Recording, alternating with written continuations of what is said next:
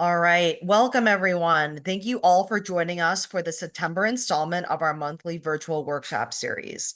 My name is Lane Scher, she, her, and I am a program director with the Inclusive STEM Ecosystems for Equity and Diversity, also known as ISEED, program at the American Association for the Advancement of Science, also known as AAAS.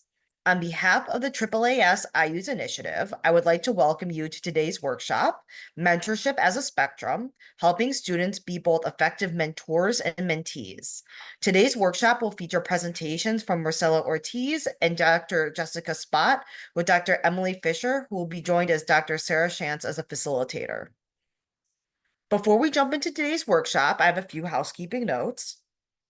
This presentation is being recorded, and the recording will be made available in the coming weeks on our website at AAAS-IUSE.org, and the slides are posted and available on the website if you'd like to follow along. You will also receive an email with a link to the recording when it's available. Please note, we will transition to the Q&A discussion breakouts following the presentations, and these breakout rooms will allow for deeper engagement and will not be recorded. Additionally, we have closed captioning for this workshop. You can download and view the full transcript by clicking CC at the bottom of your screen.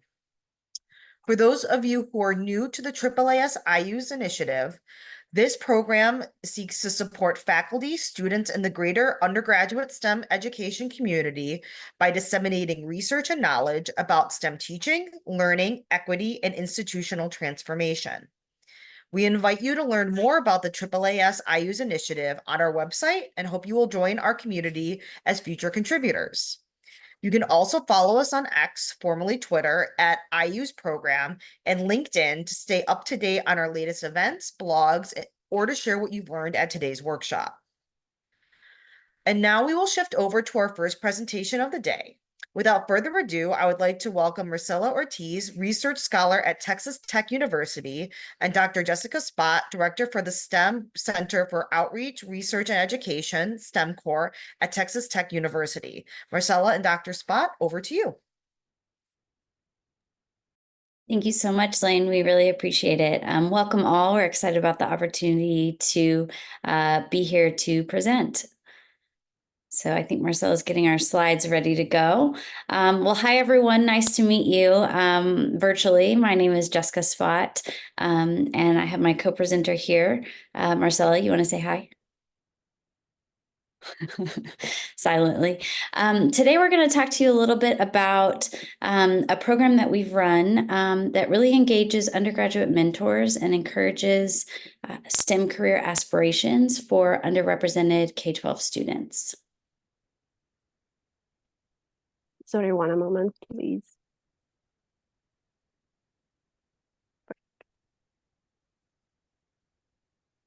All right, so in order to understand a little bit about the program, you have to understand a little bit about our institution and our center. So as Lane mentioned, we are the STEM Center for Outreach, Research, and Education, also known as STEM Core. And really the mission and vision of STEM Core is to integrate and deepen the impacts of intersectionality and of STEM education, outreach, and research, not only in West Texas, but also beyond. So this is just kind of a leading quote that we thought would be a really good way to open our presentation from one of our Texas Tech students who served as a mentor for this program. So the quote is, "Any kid from any background has the chance to shine as long as they have a mentor to guide them through the scary parts of the thinking process." And so this is just an intro to a little bit about what we're going to talk about today. So to provide a little bit of context for the program we're going to talk about, the program is titled the TTU LISD Middle School STEM Challenge. And LISD is our largest school district that serves Lubbock, Texas, and it includes 61 campuses. And you can see here all of the information about the different districts, but what's important to note is that this program is focused on middle schools. There are 10 middle schools in the district. It says 11 here. One of those is an alternative school. And so our program focuses on the 10 mainstream middle schools within the district. As you can see, we have a vast majority of the students by ethnicity are Hispanics, and almost 75% of them are economically disadvantaged. And so it's a district that really we get to help benefit, and they benefit from engaging with us as well. And so it's a mutually beneficial relationship that we've had for over a decade between Lubbock ISD and STEM Core. So with this, we created the TTU LASD Middle School STEM Challenge. We co-created the curriculum with the administrators at Lubbock ISD, and we have created this program. So I'm going to tell you a little bit about the program first. Marcela, you can go to the next slide. Yeah. So the STEM Challenge is really an opportunity for a community university partnership focused on STEM education for the benefit of these Lubbock ISD school students, as well as the TTU mentors as well. So the format of the program is we have a 1-week summer program, the first week in June, and the first day of the program, the entire group gets to learn what the challenge is. And so each team, each middle school, there are 10, like I mentioned, is represented by 4 students that are selected by either their math or science teacher, which is the 5th member of the team, and then they are paired with a TTU undergraduate mentor. And so these TTU students are either STEM majors or they're pre-service teachers. And so they really care and are engaged in the process. So the first day of this 5-day program, they are given their challenge. And then throughout the week, they go through mini challenges, which allow them the opportunity to explore different scientific or STEM concepts that they'll need to complete the challenge. So to give you a little bit of an idea of what those challenges look like, we've done, we kind of have a rotation of different challenges. We do hovercraft, we do all sorts of really fun things, cardboard and duct tape boats. And this year that we are going to talk about is the students actually participate in creating derby cars. So to give you a little bit of an idea of what this program is like, I want to show you this video. This is from a year that we did hovercraft. So feel free to look at that now.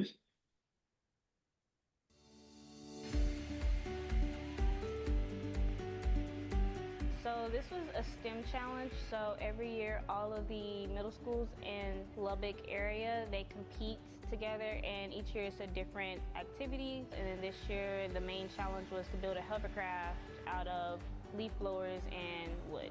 So we had a complete design day. So we got the idea for hovercrafts, did some research, looked some stuff up online, and get some ideas for different things that we could do. And so we started sketching out our designs and listing the pros and cons and just making the deciding factor, everything that we would need to decide what we wanted to do. I hope this program, the STEM Challenge, encourages students to take passion in STEM and learn that there's a lot that goes behind science, technology, engineering, and mathematics. Whether it be from engineering something as a hoverboard or understanding the mechanics behind how it glides across the floor, just anything that goes into STEM. I think it's really important for students to kind of get that hands-on experience with STEM and see maybe this could be a potential career path for them.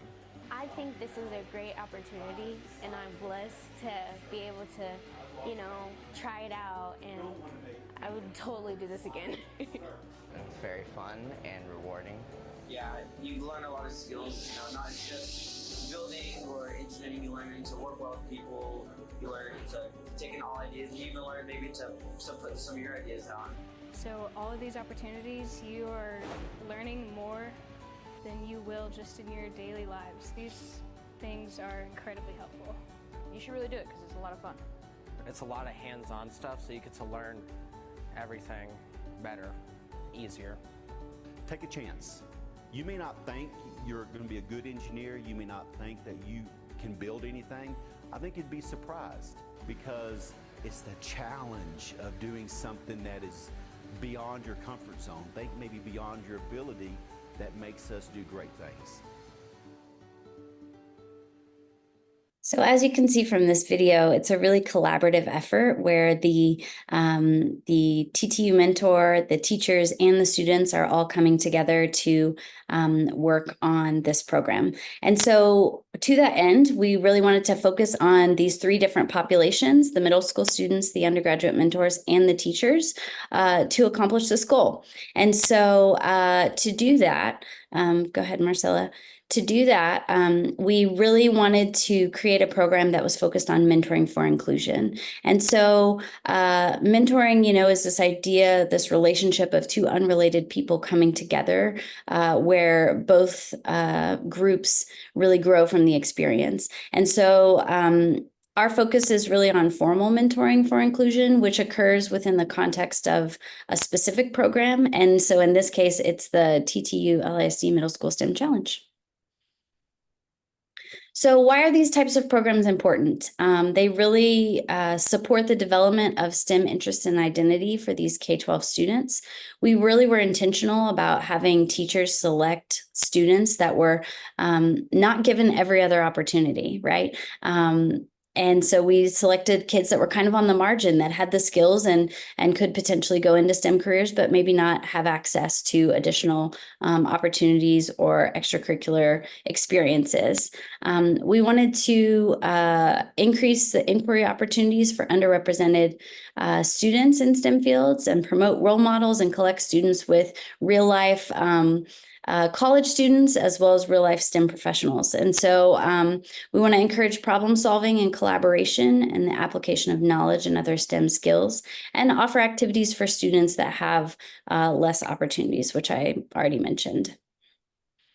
And so our focus really was looking at increasing student self-efficacy, and we wanted to look at this from two different avenues, both the undergraduate student as well as the middle school scholars. And so for the self-efficacy, it's really important to folks choosing a career and understanding career development, academic and career decisions, and career entry behaviors and persistence in college.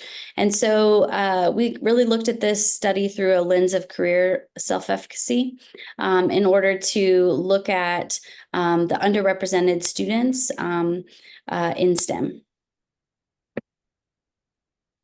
And so just to kind of sum all of this up, the students who show high STEM interest and self-efficacy are more prepared to resolve problems, overcome frustrations, and finish successful tasks or challenges in both formal and informal contexts. So we're hoping that we can provide this opportunity for students to engage and really learn something formally, and then also some of those soft skills as well.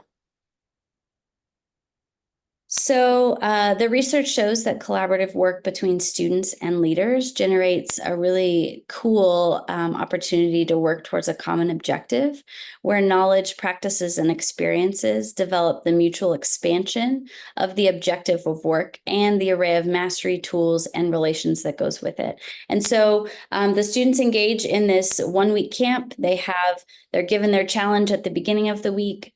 Each team works to complete their challenge in their own way. And then the final day of the program, there is a big community-wide event where teachers and parents and students and siblings and Texas Tech faculty and administrators all come and participate in this kind of race. And so the theme for this year's race, and you'll see some pictures throughout, was having students create a derby car or a derby scooter, as some of them ended up being, that was self-propelled, where they actually raced around a track outdoors and raced each individual team. So this quote was really cool. What we saw is not only did the middle school students grow, but also the undergraduate students. And so we're going to talk, Marcela is going to talk a little bit about that here in a few minutes. But this quote is really heartwarming to me. The best thing was being able to learn about how students think and to help them build rather than to just be moral support. And that's from one of our TTU mentors. So now I'm going to pass it over to Marcela. Yeah, go ahead. Thank you, Jessica. About this, reverse mentoring is a crucial process between undergrad, middle school students, and teachers. It has been proven to be beneficial in terms of building a cross-generational relationship creating equity and equality, creating a two-way flow of new competences, awareness, skills, and establishing a better understanding of the challenge. In the literature, have many options for identify what is the better process or attributes for effective mentoring programs. In this case, we have 5 items. The first is educational skills. Check a skill for teaching and learning, disciplinary knowledge and of the mentor, violin, and practices ethical behavior and responsible conduct with mentees. The second, diversity, cultural focus skills. Advancing equity in and inclusion, being culturally responsive, reducing the impact of bias, so important, and reducing the impact of a stereotype trait. 3, interpersonal skills, promote the listening, actively align mentor and mentee expectation, building trusting relationship, honesty, so important too and crucial item. 4, network skills, establishing and fostering mentors network for forwarding their training and supporting new programs. And finally, psychosocial skills, providing motivation, development in career, self-efficacy. This is a key topic in the STEM education. Okay, about this, the sequence suggestion about mentoring process between the program is 1, clear functional definition of mentoring. 2, definition of success for mentoring relationships. 3, detailed context for the mentoring relationship. This context is so important in our case, is diverse context. Detailed list of the roles mentor are playing. They need to understand what is their role. 5, attributes for effective mentoring relationships. 6, account of who is doing the mentoring. And finally, 2 items, K for this process, metrics for assessing knowledge, skills, and effectiveness of relationships. And finally, more rigorous methods for understand what is the process, what is the result, etc. Results. Okay, in our initiative, the results, the STEM Challenge qualitative evaluation found that the programs have a positive impact on participants, include the following. The middle school student results include change in attitudes about STEM interest and identity in students. The students show, for example, better in problem-solving capabilities and skills, and fostering a sense of self-efficacy. Students in the development of the prototype demonstrate new knowledge. They face the new knowledge in real work cases. The other item is positive perception of students toward teamwork. They identify this is an excellent opportunity to collect their knowledge and expertise, leading then to a more comprehensive understanding of STEM concepts. Other item, change in attitude regarding engineering and technology. Engineering in special is a topic with many stereotypes, and the student in this activity empowered and grow personality when persistent work through complex issues. It gain confidence and problem solving. And finally, STEM careers aspiration in our study was increased in 78.9% in the post-test.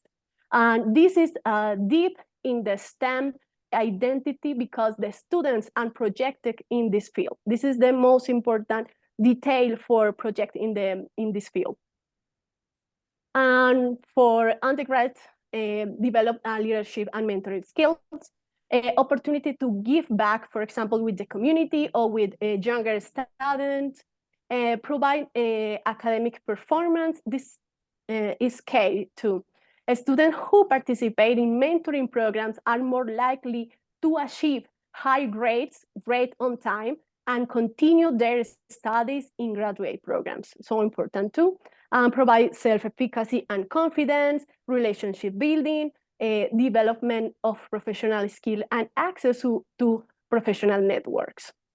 For teachers, support their job with collaborative experiences, learning for other peers, access to offer a STEM activity out of a school for the underrepresented student. The offer for this type of student is so empty, and the offer is low for these populations. And no peers to create interest community. Okay, about our groups, increase knowledge and skills in STEM, development of critical thinking and problem-solving skills, improve self-efficacy and communication skills, increase motivation and interest in STEM, and development of social and emotional skills. Our conclusion was the STEM challenge represents a crucial program for increasing the likelihood and URM students will choose STEM careers. Okay, with these topics in our mind, some challenge that we need to address to make this type of programs. For example, finding suitable mentors, because the mentors obtain the diploma and leave. And setting clear expectations, because the student and undergrad need know where is the expectation between mentor and student at the beginning of the relationship. And finally, maintaining communication for understand what is the difficult problems, etc. And finally, this is our recommendation for formal programs in mentoring. Implement formal mentoring programs. University can implement formal mentoring programs that facilitate the connection between students and mentors, provide training for mentors. The training can be offered to mentors to help them develop the skills and knowledge needed to provide effective mentorship. And finally, evaluate the effectiveness of mentor program. For better the programs, it's important to evaluate and apply practice about research, understand what is the effectiveness of mentoring programs to ensure that they are meeting their objectives. Thank you so much. This is a motion for a TTU mentor. It isn't about who wins, but really about what they can take away from the experience and to validate their identities as people in STEM. This is our contact. Thank you so much for this space. Thank you so much, Marcela and Dr. Spott. I'd like now to welcome our next speaker, Dr. Emily Fischer, a Montfort professor in the Department of Atmospheric Science at Colorado State University. Over to you, Dr. Fischer. Thanks so much for having me. And Sarah, when you highlight, can you put both of us up? Sarah Shands is here also from Colorado College. There we go. Awesome. It's just prompting me. All right, so I'm going to go ahead and share my screen here. Just give me a thumbs up when you can see that. That come through? Okay, great. So Sarah and I are here today on behalf of a very large team. We've had a mentoring program for undergraduate women running for almost a decade now. And so today I'm going to share with you a tool that's part of that program, a mentor mapping exercise that can be adapted to trainees really of almost any age with some small modifications. So I'll just run through quickly a little bit about this program so you know sort of the context of this. And then Sarah and I have this set up so that we'll basically just teach you how to facilitate this if this is something you'd like to do with your groups. So Progress is an evidence-based mentoring program that supports college women interested in the earth and environmental sciences. It started in the Front Range and the Carolinas, and now we're running in 6 different regions and building capacity this year in the DC, Baltimore area, and very likely in Puerto Rico. We have collaborators coming to the program that will run in the DC, Baltimore area. So today, what I'll be doing is talking about how we teach to this group of undergraduate women to establish their own communities of support. And so this is a ecosystem mapping or mentor mapping exercise and this can be delivered virtually or in person in 50 minutes. So we've been running this for quite some time. And we had to try this virtually during the pandemic and it worked just fine. So here's a photo and I'll have sort of photos throughout. So progress activities, sort of the larger program that this activity is umbrellaed under, has a kickoff workshop, a website and GroupMe, and then informal mentoring. And so this mentor mapping activity happens at the kickoff workshop. These are groups that are anywhere from 15 to 18 up to 75, 80 people. And the way we're running it is women only 1-day workshops. This activity has been adopted already in many other contexts. So here's an example of the workshop. This is from Atlanta. We're going back to Atlanta this year. These are the students that you'll see in the photographs.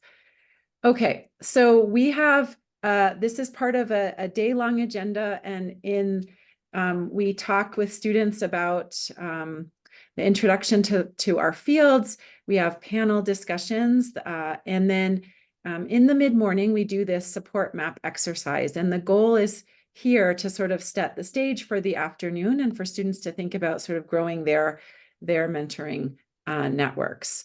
So the whole workshop and this, we have a guidebook and that is available that we're constantly improving, and you can get it here. And these, I didn't share these slides originally with everyone, but I'll have them post these ones with this QR code. So there's a guidebook that can also walk you through this. Anything I missed, Sarah, about the program that would be helpful?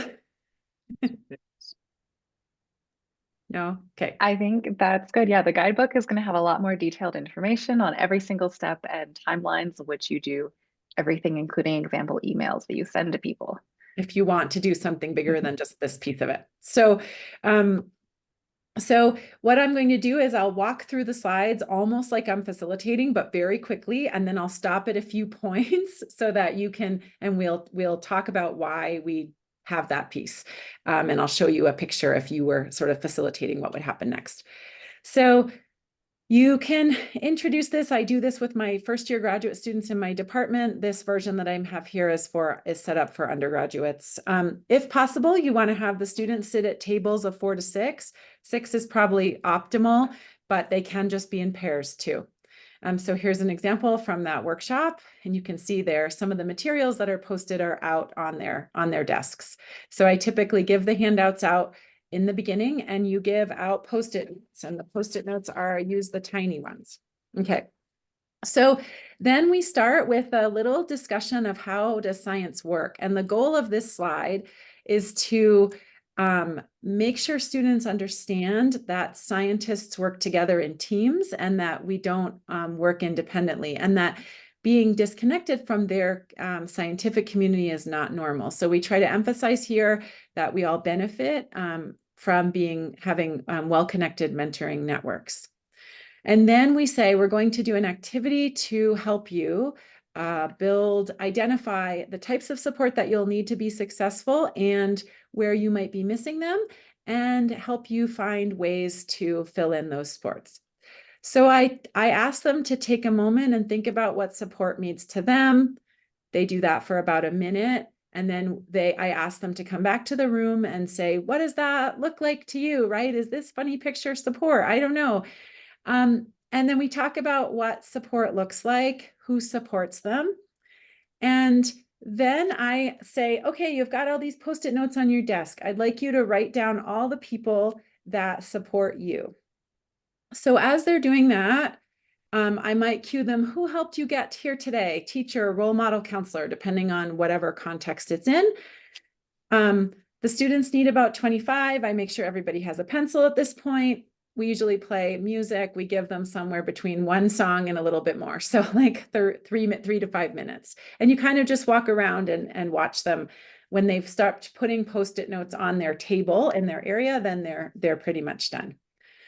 So from that point, we move forward and we walk through this exercise, this support mapping activity, and we talk about 3 categories of support. So, okay, what kinds of support do you need? You need getting your work done. You need support to get your work done. That, you need an intellectual community and a community that can help you professionally develop. You need career advancement support. So we talk a little bit about network and sponsorship. I don't go into these details too much here, but I mentioned that there's 3 kinds of support. And you need role models. And then you need, just as important as the other categories, your well-being. And so is there anybody on your list that, maybe you share values or identity, like has been kind to you, has offered you a safe space in a professional work school kind of setting. So from here, I talk about each of these groups help you succeed in different ways. And so we walk through one by one. So we talk about what an intellectual community will do in that setting for that group, what professional development might look like, time management. We kind of walk through these things one by one. And we do that for each of the 3 categories. So that network and sponsorship, why might you need, to advance in a career setting? You'll need letters of recommendation. You need people to mention your name for opportunities. People who will alert you to things. And then we talk about role modeling as like, you don't necessarily need to look up to everything about someone, but can you think of people who you really like the way they their work ethic, or you're really impressed with a skill that they have, something like that, to help people see who might be a good role model for them. And then we talk through values and identity, kindness and belonging, and safe space. And so then we look at an example, and here's one for me. And so if you were facilitating this, you'd make an example for yourself. The way I do this, 1999, I was a freshman in college or a sophomore in college. I say my network was really small, which is really typical for undergraduate women. And then I say, no, look at me now. I have so many Post-it notes. I have to make, and I talk about a little bit how that network grew.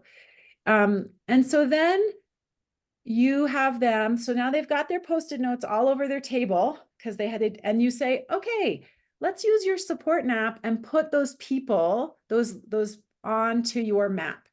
And so then you need to give them about a minute or 2, and they'll move their Post-it notes onto the places on their map. And then they might look up and they might say something like, oh, what do I do with this person who goes in too many spots? And you'll say, it's okay, just put them in 2 spots, or notice you have a graph on the other side of your map.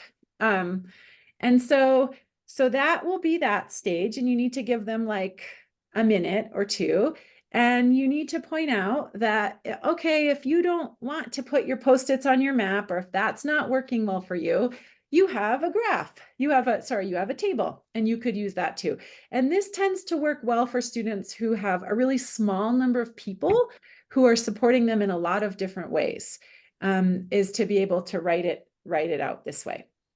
And as you're doing that, you also want to cue them a little bit, because at this point they'll realize, oh, wait, there's some other people who are supporting me. There is this person that I didn't think about as a role model, as somebody who supports me, or I didn't think about that person. And they'll start writing a few more people either on their map and moving things around, or on their grid. So again, we usually will put some music on for this like kind of thinking time period, and give them about 2 minutes here. And these are pictures from Atlanta, from our workshop there of students doing that piece of the activity. Okay, so once they've got their maps for themselves, then you're walking through and helping them think about that map and think about how they might strengthen it. That's the goal. And so we start with this one. Oh my goodness, do you have somebody on your map who's providing support across all the categories? That might be too much to ask of someone, and you need to broaden out the people who can provide different pieces of support for you. We also help them see that their ecosystem will change over time, right? So we say, okay, this is your ecosystem today. It's going to grow, and we want to think about how we can fill in so that you have somebody or multiple people in every category. From there, we point out, and you can talk about this personally for yourselves, or if like Sarah and I were co-facilitating, we could say, like, remember, Sarah also has a network and she's in my network. And so, so that they can see that everybody they're connected to may have actually a resource that they could have access to if they were thoughtful about building their professional or academic networks. So from here, then, we begin a discussion of this. And so we'll, depending on who's facilitating, Sarah might do it a little different than me, and some of our other co-PIs will do it slightly differently. But the goal is of this section is to have a discussion with the students and to help them work in groups to think about, what am I sure of? What am I unsure of? And help themselves figure out where they want to grow their professional network. So at their tables, we ask them to discuss one category you're sure of and one category you're unsure of. So usually we would start it as like, for the next 5 minutes, go around your table and talk about one category that you're sure of. And then they do that. And then for the next 5 minutes, what's one category at your table that you're unsure of? And they do that with their sort of the small groups. Or you could even do it in pairs, just shorten the time. If you have about tables of 6, it's about 5 minutes to get everybody to do that, so that everybody gets a chance to talk. Okay, so after you do that, you'll come back to the big group, and the next 3 slides are often done as a big group, and it's very interactive. So there, we always have microphones because we're kind of a large group when we're doing this in our group of 60 people. But the next set of slides kind of comes as pop-ups. So we'll say, all right, let's start with yellow. So yellow I start with yellow when I'm doing this for undergraduate women, because that's typically where they are successful. So they'll say, I have a study buddy, right? I have a person in yellow, my roommate or my person I sit next to in lab or whatever. And so we'll ask people to share. So I'll say something like, who feels really good about their yellow? Okay. And then I let them share, and then I pop up and I reinforce. Yeah. So intellectual community can be all of these kinds of people. How do you build that? You can offer to be this kind of support, and someone else will reciprocate. And I'll talk through, like, this is why you join professional organizations. This is why you read your university email. And when we kind of get into these details from my perspective as a faculty member, why this will build their network in this area. And we do the same thing for each category. So we'll say, okay, who feels really good about red, right? And then someone will pop up and say, and I give them a gold star for talking. And they'll say something about, well, this professor, something. And then I say, great job. And I might have 2 or 3 people share strong reds, depending on how many hands pop up, right? And then I'll summarize. So like, this is off. And then I'll say, great. Like, what we heard here was, who's seen you, people that would make great sponsors for you are people who have seen you at your best. Think about who's seen you overcome a challenge, who depends on you, these kinds of things. And then, how can you be more connected? Befriend the people who seem to know what's going on, forward information, kind of stuff like that. So, and then we walk through blue, same thing. Who feels good about blue, right? And what happens in blue in a college women setting is they are like, my mom feels blue, or my sister feels blue often, or my roommate, but they might be kind of short on this in a professional setting. And so we still say, great job, great job. And then we say, all right, so let's think about professionals that you might look up to that can offer career support and maybe share some values or some identity with you, and think about how we might help you find those people. We talk about who might have been kind to you, and we have a whole segment later in the workshop about kindness, and so this kind of links to that. But who's a year or two ahead of you, who has been kind to you? Maybe they could be someone who could fill this space for you. And then we talk a little bit about, on a professional setting, sort of being careful and in trusting too early and things like that. So we do that. And then from there, we say, all right, you want to build your network. You just identified where you're unsure and where you might be a little bit short, like in yellow or red. And so we have them practice reaching out. So the way that looks is, for this setting, but you could change this for whatever setting you were in. This is set up for undergraduate women. Okay, let's say you'd like to shadow a lab at your institution. How do you write an email to help make that happen? And so they'll, again, 5 minutes, soft music. They write on their pads. And so I usually have like a little pad like this at the table, so they can just write something down, or they can write it on the back of their handout. And that's hard usually for them to actually put that into words. And then they share. So we first have them share at their table, and then they'll come back to the big group and say, okay, who had an email at their table that they really liked? And then we sort of go and compliment the good things. Dear Dr. So-and-so, oh, look, it's specific. Oh, you're not asking for too much, kind of, or, oh, perfect, you asked for that. That seems very doable. And so they do that activity. So then, right, they're sharing them. The listeners offer examples of what they liked, what they don't like. That usually takes 5 minutes per table. And they can think about, like, what, after hearing from their table, what did they like about that, so that they can reach out to, so they're kind of learning from each other about how to write an email.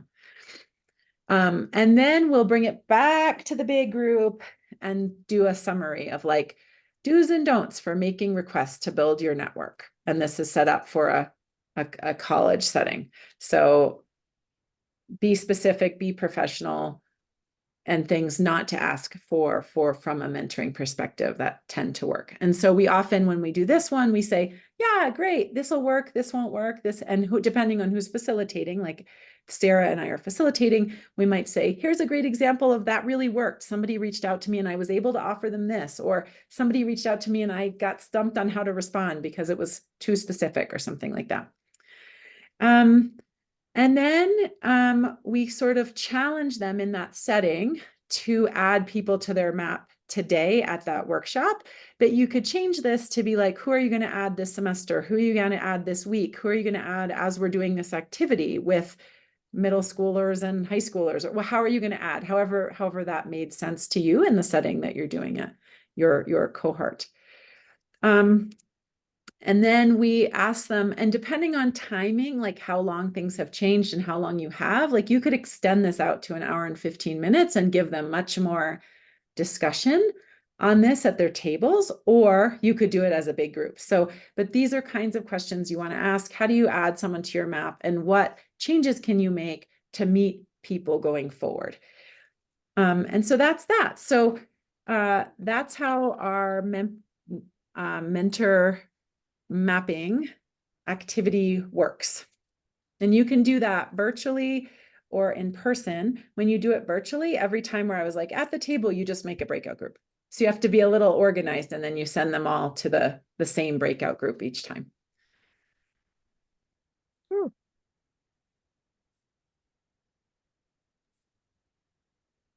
Great. Thank you so much. We are now going to transition to our breakout sessions for Q&A and further discussions. The breakout rooms are self-assigned and they're organized by speaker pairs. I'm going to ask my colleague Drew to go ahead and open those breakout rooms now. You should see a pop-up on your screen allowing you to select a breakout room. If you don't see that pop-up, you can navigate to the bottom of your screen and select a breakout room there.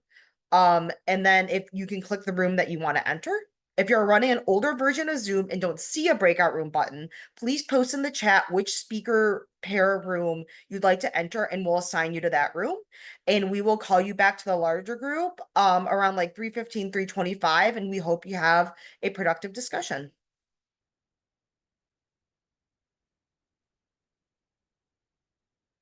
All right, welcome back, everyone. I'm wondering, before we go, if we can get our speakers and facilitators to share maybe a quick 1-2 minute recap of their discussion in the groups. Could I have Marcela and Dr. Spott go first? Yeah, absolutely.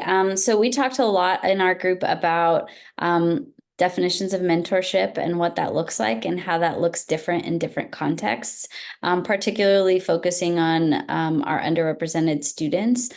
We talked a lot about training undergrads to be better mentors to K-12 students, and a little bit about some of what we've done, and we got some glimpses of what some of the other folks have done as well. And so things like role play, putting them in schools, really talked about for undergrads, it's important to guard their time and make sure that we are not expecting them or introducing them to mentorship opportunities at the detriment of those students. And so talked a little bit about, those aspects and aligning high school students and bringing them in as part of, the ever increasing STEM network that we have at each of our institutions. Marcela, anything else you want to add? I think that it was good discussion. So I didn't have time to take notes. We were too busy talking. Go ahead, Marcela. Thank you. No, I think the key conversation was about self-efficacy for the identify this importance in STEM education, ecosystem, STEM ecosystem, create communities for support students, early education in STEM. For this reason, we use programs for students in middle school, for example. And yeah, I think this amazing reflection about our role in this ecosystem. Create safe spaces, create programs, activities, practices, and resource for integrate the communities. Great. Could I have Dr. Fischer and Dr. Shantz? Would you like to share a couple notes? Sure. So we talked in our group a little bit about implementation strategies of the exercise I shared with you in different trainees of different stages. So from high school up to undergrad and then to graduate school. We also talked about progress a little bit as its larger program, and how some of the modules, like what I shared with you today, there are several more of them and panel structures, and those could actually be implemented pretty easily into other research mentoring contexts. You could take the pieces of what we have, of which you saw one today, there's more, and put them, use them for your cohorts. And then what else, Sarah? What else did we talk about? We kind of went through, like, if you're implementing this at different levels with high school students or graduate students, what you would need to change. And a lot of what we discussed was it's the little bit of wording. When you give an example of who you're reaching out to, is it a high school teacher, a professor, somebody else? But a lot of the meat of what we do stays the same. And we talked about how to expand and shorten aspects. How could you present this in 15 minutes? How could you do this over a whole summer REU? Yeah, and the other thing I should say to the larger group, we're in the last phase of progress. We're doing our last cohorts this year, given the NSF funding that we have. But all of us, there are several other PIs, and we would be more than happy to sit with anyone virtually over however long it takes to help give the program away. It's in that it requires some resources, but it's in a phase where it's transferable with committed people and a small amount of resources. So we're also very very willing to provide one-pagers text references for people who want to apply for little bits of funding to add this onto whatever else they're doing. So, and we've done that in the past and more than happy to do that to help other people implement it. Well, that's great to hear. So before we go, I would like to thank our speakers and facilitators once again, the rest of the AAAS-IUSE team, and then all of you who are able to join and participate in the workshop today. We have a survey link, which we are posting in the chat and we'll send via email. It would only take a few minutes and we would really love to get your feedback. And additionally, a recording of the presentation will be posted on our website and emailed to you in the coming days. Thank you again for joining us, and we hope we'll see you at next month's workshop, Designing and Reforming Institutional Programs to Better Support Undergraduate Students with Dr. Dan Hanley and Brandon White on Thursday, October 17th. This will be our last workshop for 2024. And as always, we look forward to engaging and learning from you, our AAAS-IUSE community. Take care.